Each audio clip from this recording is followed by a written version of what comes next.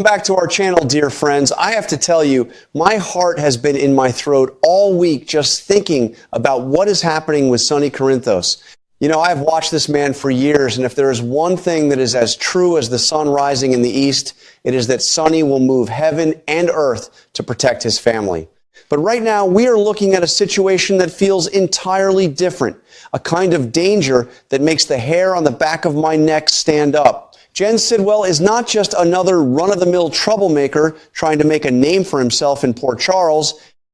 Oh no, he is a snake in the grass, and his venom is spreading faster than a wildfire in dry brush. I sit here watching the screen, and I just want to yell out to the television, warning Sonny to watch his back, because Sidwell is expanding his criminal empire in ways that are absolutely terrifying. He is targeting the very people Sonny loves most, putting his family and friends squarely in the crosshairs. And it just breaks my heart to see the Corinthos family constantly having to look over their shoulders in fear.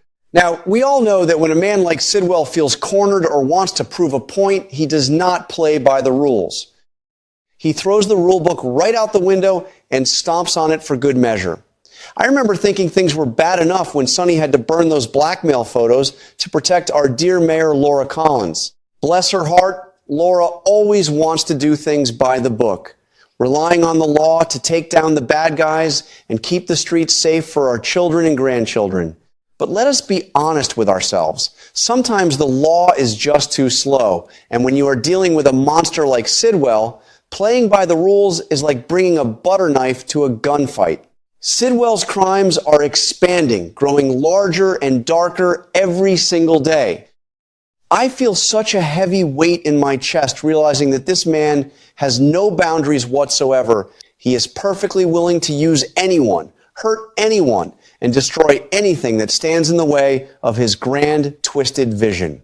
It makes me clutch my pearls, honestly, because no one in Port Charles is safe right now, especially not the people Sonny holds dear to his heart.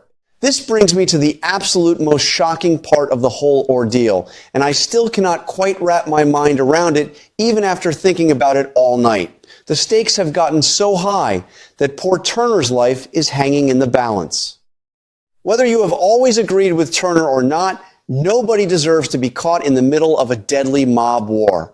Seeing Turner's life directly threatened by Sidwell's expanding web of evil just sends shivers down my spine. It is a terrifying reality check for everyone in town. When the people working within the legal system, the ones who are supposed to be prosecuting the bad guys and keeping the streets safe, are suddenly fighting for their very survival, the whole town has gone completely out of the frying pan and into the fire. I just keep thinking about the sheer panic Turner must be feeling, realizing that a target has been painted on their back by one of the most ruthless men to ever set foot in our beloved city. It is enough to make you want to lock your doors and never leave the house. But hold your horses, because if you thought threatening Turner was the worst of it, Sidwell is planning something so diabolical, so completely unhinged, that it feels like a nightmare we cannot wake up from. I am talking about his plan to literally burn down the Port Charles Police Department. Yes, you heard me right, and I could hardly believe my ears. He wants to set the PCPD ablaze and destroy everyone inside that he considers an enemy. Can you even imagine the sheer chaos and devastation that would cause? The PCPD is the heart of the town's safety. It is where our brave officers, like Dante and Chase, put their lives on the line every single day to protect the innocent. The thought of those brick walls, those desks covered in case files, and all those innocent lives being consumed by fire just makes my stomach turn into knots.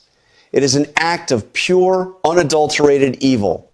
Sidwell does not just want to defeat his enemies, he wants to erase them from the face of the earth, turning the very symbol of justice into a pile of smoldering ashes. I have to pause and just take a deep breath when I think about what a fire at the PCPD would actually mean for the community we have loved for so long. Think about the families of those officers who wave goodbye to them every morning, praying they come home safe for dinner. Think about the innocent civilians who might just be in the wrong place at the wrong time, maybe just filing a report or asking for directions. It reminds me of those old stories our mothers used to tell us about the great fires that would sweep through towns, leaving nothing but heartache and a long, painful road of rebuilding in their wake. Sidwell is playing with fire, quite literally, and he does not care who gets burned in the process.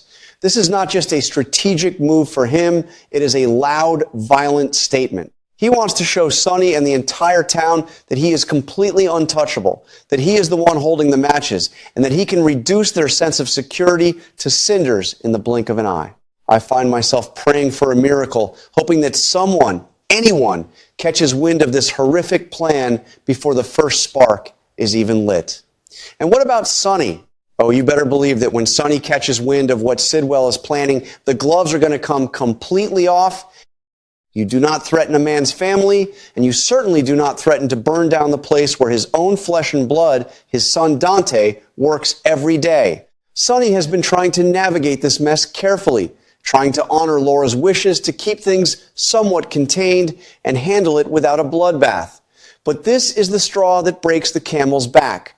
I can just picture the look in Sonny's eyes right now, that dark, stormy gaze that tells you he has crossed a line in his own mind and there is absolutely no going back. When Sonny goes to war, he does not do it halfway, he goes the whole 9 yards. This is no longer just about protecting a secret or dealing with a pesky blackmailer. This is about survival. This is about making sure that the people he loves get to wake up tomorrow morning and see the sunshine.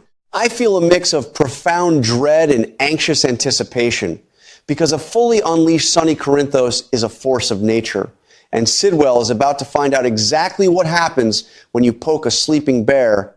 The sheer shock of Turner being caught up in this deadly game is pushing everything to the absolute brink of disaster. I can only imagine the hushed, frantic conversations happening behind closed doors right now, the desperate phone calls in the middle of the night, the frantic attempts to secure safe houses and get people out of harm's way. Turner is facing a reality that is far removed from quiet courtrooms and neat legal briefs. This is raw, visceral survival in its purest form. And it serves as a massive wake-up call to everyone who thought Sidwell could be reasoned with or outsmarted through clever legal loopholes. There is no reasoning with a man who wants to watch the world burn just to warm his own hands. The shockwaves of this terrible threat against Turner are rippling through the entire community, making people realize that they cannot just sit on the sidelines and hope for the best anymore. They have to pick a side, fight back with everything they have. It brings tears to my eyes to see our beloved characters pushed to such desperate measures, knowing that one wrong move could cost them absolutely everything. We have seen Sonny fight many battles over the decades, haven't we?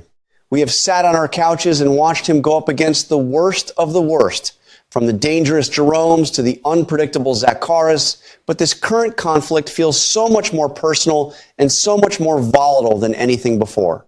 Sidwell is a completely different breed of criminal. He operates in the shadows, using people like disposable chess pieces, but now he is flipping the whole board over in a fit of rage.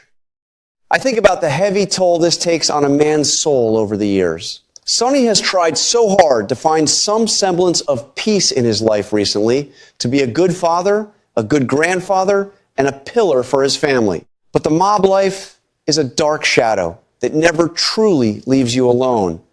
It is like an old unwanted friend that always comes knocking at your door at the worst possible time.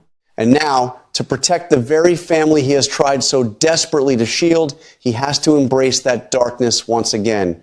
It is a tragic cycle, really. You want to cheer for him because he is protecting his own, but at the same time, your heart aches because you know the deep spiritual cost of the violence he is about to unleash. Let us talk about the loved moment, because they are the ones who truly suffer in the silence. The women, the children, the friends who are just trying to live their everyday lives. Imagine being Carly or Christina or any of the people deeply tied to Sonny's chaotic world.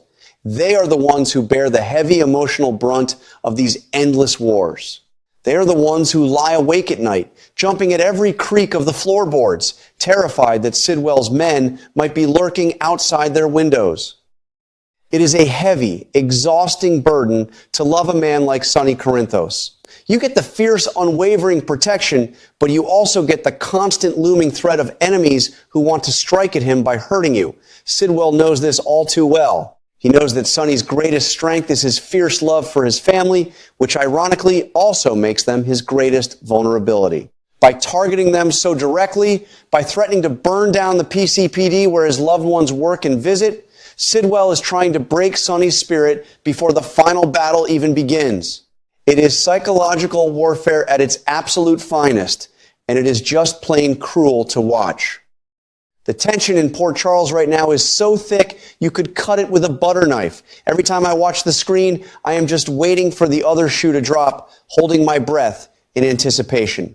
This final battle between Sonny and Sidwell is not going to be some quick skirmish in a dark alleyway that gets swept under the rug. This is going to be an explosive, earth-shattering confrontation that will change the landscape of our beloved town forever. I can feel it deep down in my bones. It is like watching dark, angry storm clouds gather over the harbor, knowing that a massive hurricane is about to hit the shore. You want to board up the windows, lock the doors, and hide in the basement, but you just cannot look away from the spectacle. Sonny is gathering his resources, relying on his trusted allies like Brick to track down every lead, and preparing to strike back with a vengeance that will shake the ground. But Sidwell is dug in deep, with his dirty cops feeding him information and his ruthless ambition driving him forward blindly. It is a collision course of epic proportions, and the fallout is going to be devastating for everyone involved.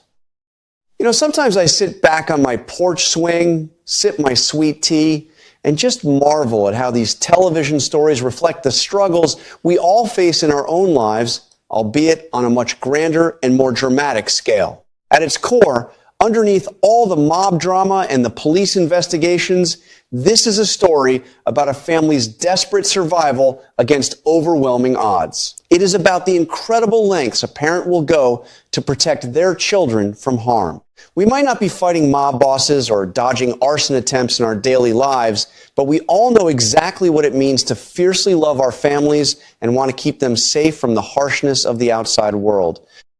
That is exactly why we connect so deeply with Sonny's journey, despite all of his flaws. We understand that primal, undeniable instinct to stand in front of the door and say, "You will not pass." Sidwell represents the chaos and the unpredictability of life, the sudden tragedies that threaten to tear our peaceful lives apart. And Sonny represents the unwavering determination to fight back, to stand tall, and to protect what is rightfully yours.